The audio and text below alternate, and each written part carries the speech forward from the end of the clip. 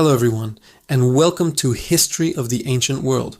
Today we're embarking on a journey back in time, to the very cradle of human civilization.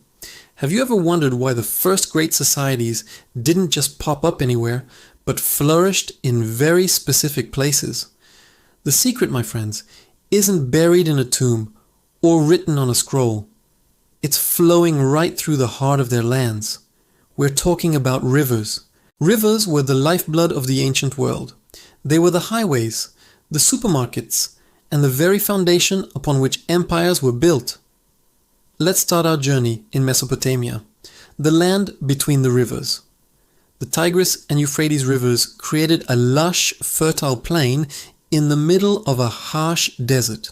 This area, known as the Fertile Crescent, is where history as we know it really began. Around 4000 BCE, the Sumerians settled here. They looked at the unpredictable floods of the Tigris and Euphrates and saw not a threat, but an opportunity. They developed brilliant irrigation systems, canals, dikes, and reservoirs to control the water. This wasn't just about preventing floods, it was about directing life-giving water to their fields, allowing them to grow massive surpluses of crops like barley and wheat. With more food than they needed to survive, not everyone had to be a farmer anymore. People could specialize. Some became priests, others became soldiers, craftsmen, or scribes.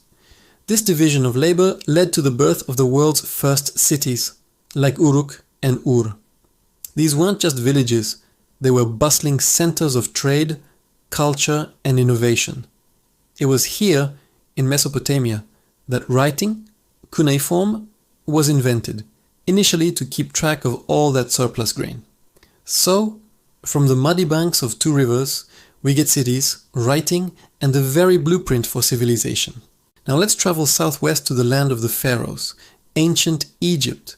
If Mesopotamia was defined by two rivers, Egypt was the gift of one, the Nile. The Greek historian Herodotus famously said, "Egypt is the gift of the Nile," and he couldn't have been more right. Unlike the violent and unpredictable floods of the Tigris and Euphrates, the Nile's flooding was remarkably regular. Every year, like clockwork, the Nile would overflow its banks, depositing a rich, black layer of silt. This silt was incredibly fertile, making agriculture almost effortless. The Egyptians didn't need the complex irrigation networks of Mesopotamia. They simply planted their crops in the fertile soil after the floodwaters receded and waited for a bountiful harvest. This predictability gave the Egyptians a profound sense of stability and optimism, which you can see reflected in their art and religion. The Nile was also Egypt's main highway. With deserts flanking it on both sides, the river was the easiest and most efficient way to travel and transport goods. Boats sailed north with the current and south with the prevailing winds. This unified the kingdom, connecting Upper and Lower Egypt into a single, powerful state. It allowed the pharaohs to move massive stone blocks from quarries to build their monumental pyramids and temples, symbols of their eternal power. Without the Nile, there would be no pyramids, no pharaohs, no unified Egypt as we know it. The river shaped their entire worldview, a benevolent force that provided for all their needs. Next, we journey east to the Indian subcontinent, to the Indus Valley. Here, around 2500 BCE, another great civilization emerged along the banks of the Indus River and the now dried up Gagahakra River. This civilization, often called the Harappan civilization, was one of the most widespread of its time, with major cities like Harappa and Mohenjo-daro. What's fascinating about the Indus Valley is its incredible urban planning.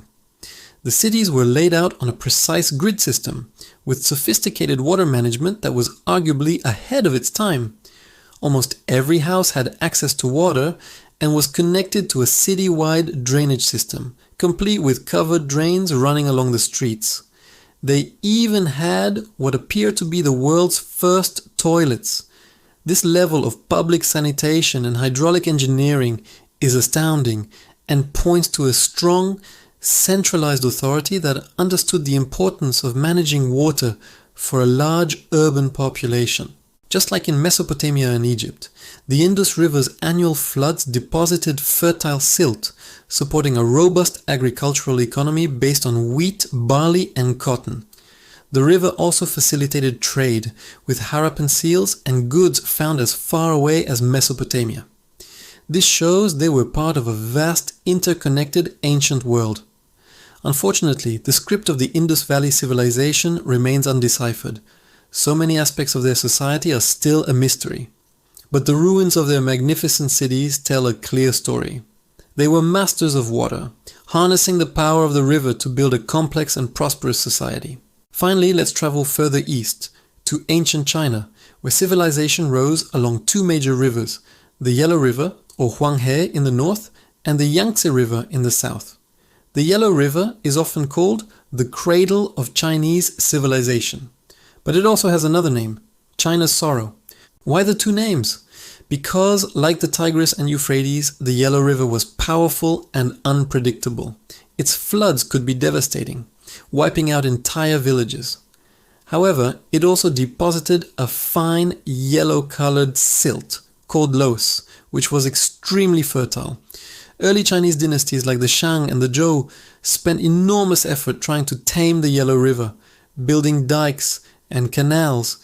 The mythical emperor, Yu the Great, became a hero not for conquering armies, but for controlling the floods and making the land safe for farming. This constant struggle against the water shaped Chinese political philosophy, emphasizing the need for a strong, centralized government that could organize large-scale public works projects for the good of the people.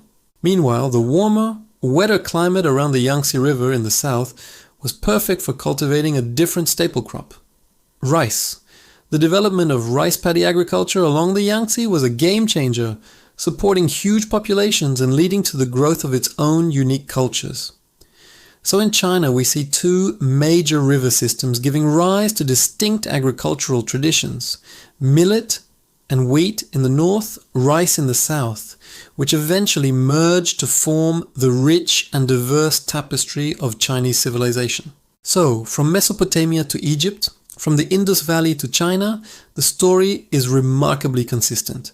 Rivers provided the four essential ingredients for civilization: water for drinking, fertile soil for agriculture, a means of transportation and trade, and a challenge that spurred innovation. By learning to manage the water, our ancestors created a food surplus, which allowed for specialization, which led to cities, writing, government, and all the complex structures that we call civilization. These ancient rivers were not just geographical features, they were active participants in the drama of human history.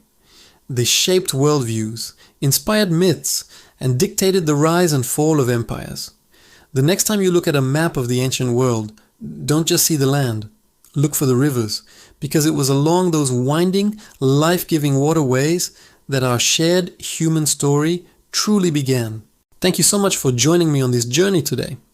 If you enjoyed this exploration of the ancient world, don't forget to like, subscribe, and hit that notification bell so you won't miss our next adventure into the past. See you next time.